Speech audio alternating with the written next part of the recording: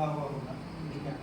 Account खोलने के बाद एक बुक सा देता है, ठीक है, मुझे छोटा सा बुक सा देता है। अब तो ये आप लोग शाखा में बुलाते होंगे तो नहीं देता, शाखा में एक सिर्फ रिसीविंग टाइप का आपको उसको लेनदेन करवा दीजिए, वही पास होगा। लेकिन जब ब्रांच में बुलाते हैं, मेन ब्रांच में बुलाते हैं, एक छोटा सा बुक सा दिया, ये आपके घर में किसी का होगा, देख लीजिएगा।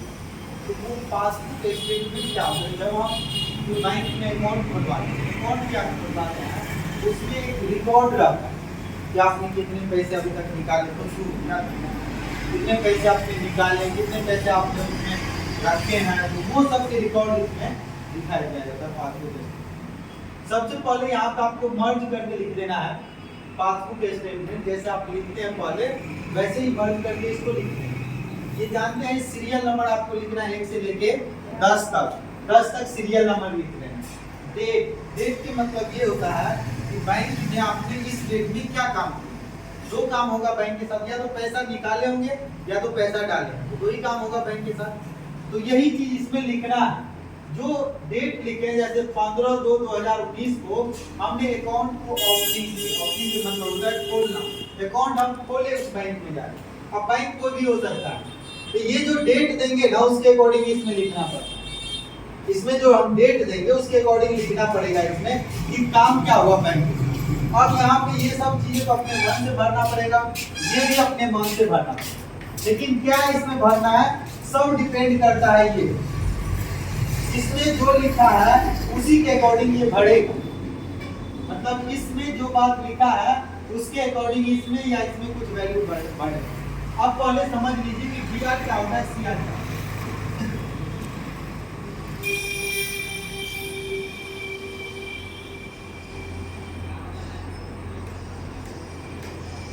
देखिए 3 चीज के बारे में बात किया गया है, इसको समझिए।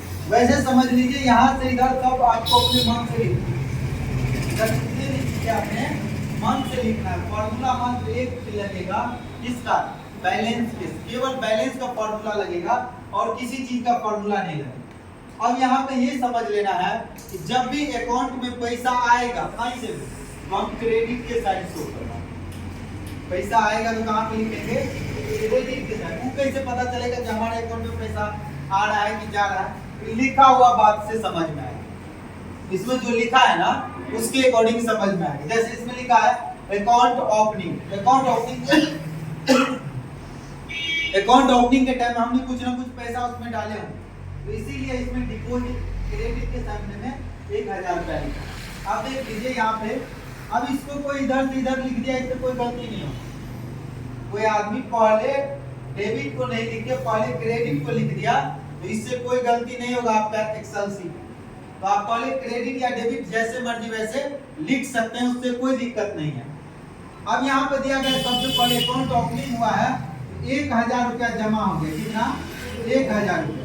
अब समझ लीजिए जिस दिन आपने खाता खोला है उस दिन आपने 1000 रुपया बैंक में डलवा दिए, तो आपके अकाउंट में कितना पैसा रहा, कितना पैसा रहा है 1000 रुपया, क्योंकि 1000 हम उस दिन ओपन किए अकाउंट, उस दिन 1000 डाल तो 1000 हो गया। तो इसको हम लिखेंगे फॉर्मूला में इक्वल टू ये डेबिट क्रेडिट माइनस डेबिट।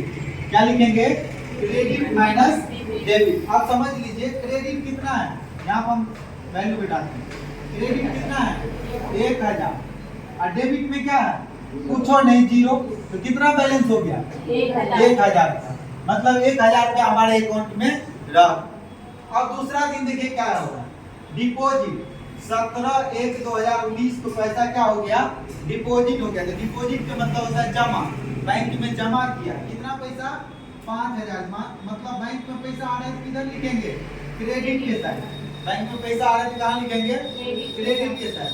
अब हमको ये बताइए पहले से आपके अकाउंट में कितना पैसा था 1000, 5000 और उसमें रख दीजिए, कितना हो गया 6000। फिर से फॉर्मूला लगाएंगे हम इक्वल टू बैलेंस। बैलेंस मतलब ऊपर वाले से, अब प्लस क्रेडिट माइनस डेबिट। अब इस फॉर्मूला पे बैठा दें, फॉर्मूला बैठाते हैं इक्वल टू बैलेंस कितना है 1000 अब प्लस क्रेडिट कितना है 5000 और डेबिट कितना है हमारे पास जीरो, कुछ नहीं। रिजल्ट क्या आ जाएगा?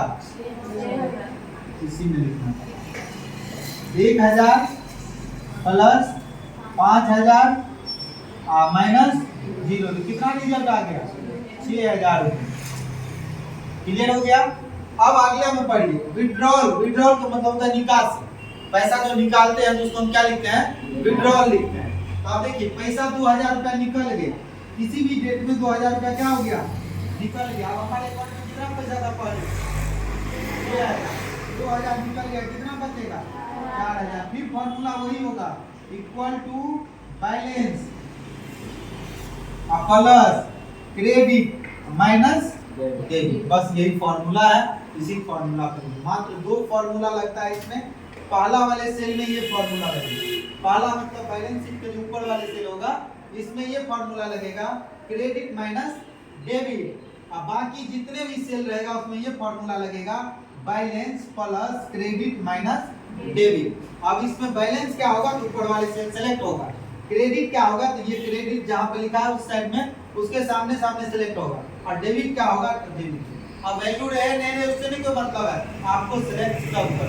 ठीक है, ये 2 फॉर्मूला, एक तो पहला वाले सेल में ये फॉर्मूला, बाकी सेल में सब में यही फॉर्मूला। ठीक है।